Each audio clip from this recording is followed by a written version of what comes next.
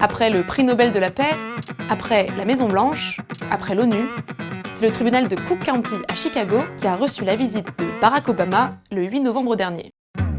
Comme des dizaines d'autres simples citoyens ce jour-là, l'ancien président américain était convoqué pour siéger comme juré dans un jury de tribunal. Thanks everybody for serving on the jury. Mais alors, comment est-ce possible? Pour répondre, il faut d'abord comprendre pourquoi la justice fait appel à des jurys populaires plutôt qu'à des juges. Bon, déjà, un jury, c'est ça. Un ensemble de citoyens qu'on appelle des jurés, et qui sont chargés de rendre un verdict dans un procès. Sauf que contrairement à un juge à qui on donne ce pouvoir parce qu'il connaît très bien la loi, les jurés se voient attribuer ce pouvoir pour d'autres raisons. D'une part, ils sont plusieurs, ce qui en théorie du moins limite les risques de décisions arbitraires. Et surtout, ils sont tirés au sort.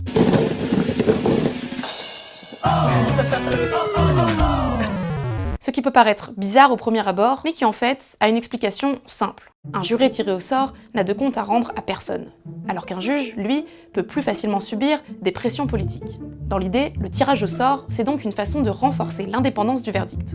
Pendant longtemps, le tirage au sort, c'était ça. Des petits papiers dans une espèce de gros tonneau qui tourne. Aujourd'hui, ça ressemble plutôt à ça. Problème, le tirage au sort, par définition, c'est du hasard. Et le problème du hasard, c'est que ça peut aussi tomber sur des citoyens pas tout à fait comme les autres, comme par exemple Barack Obama. Et ça, c'est un problème. Parce que si vous faites partie d'un jury avec Barack Obama, il y a fort à parier que son avis comptera beaucoup plus que le vôtre et que celui de vos 10 autres camarades.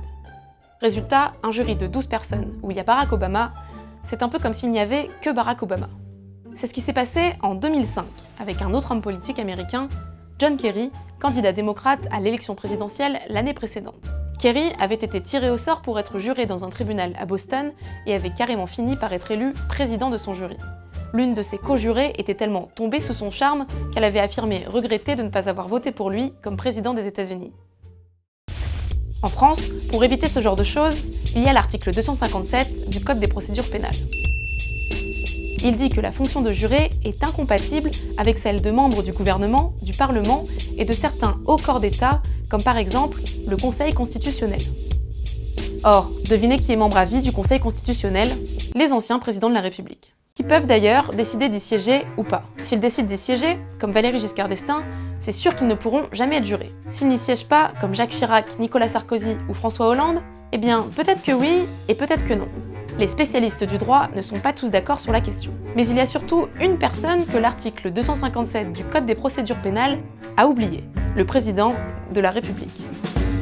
En fait, ça n'a pas été prévu par le Code de procédure pénale. Ce qui est vrai, c'est que les incompatibilités légales visent par exemple les membres du gouvernement, mais ça vise pas effectivement le président de la République. C'est drôle, hein, mais c'est marrant votre question. En théorie, Emmanuel Macron pourrait donc tout à fait être convoqué dans un jury dès demain. Bon, en pratique, il y a toutefois peu de chances que ça arrive, et ce pour deux raisons. La première, c'est que c'est beaucoup plus rare d'être tiré au sort pour être juré en France qu'aux États-Unis. En France, les jurys, c'est seulement pour les crimes, comme par exemple tuer quelqu'un. Alors qu'aux États-Unis, dans certains États, si vous grillez un feu rouge, vous pouvez être jugé par un jury.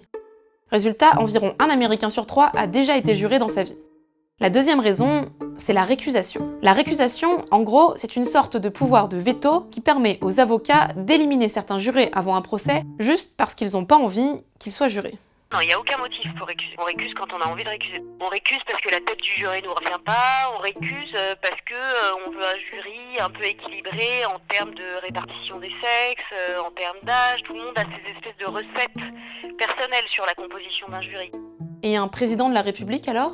C'est sûr qu'il serait récusé. C'est difficile d'avoir le président de la République dans un jury. On sait déjà ce qu'il pense sur les questions de politique pénale, on sait ce qu'il pense sur les questions de prévention de la récidive, on sait que, bon, on sait beaucoup de choses sur lui quand même. Les jurés, c'est un peu des pages vierges sur lesquelles on écrit l'histoire judiciaire d'une affaire. Il faut un peu qu'ils soient neufs pour qu'on ait l'espoir de les emporter avec nous. Bon, ça dépend. Si c'est Barack Obama, moi je veux bien l'avoir dans mon jury.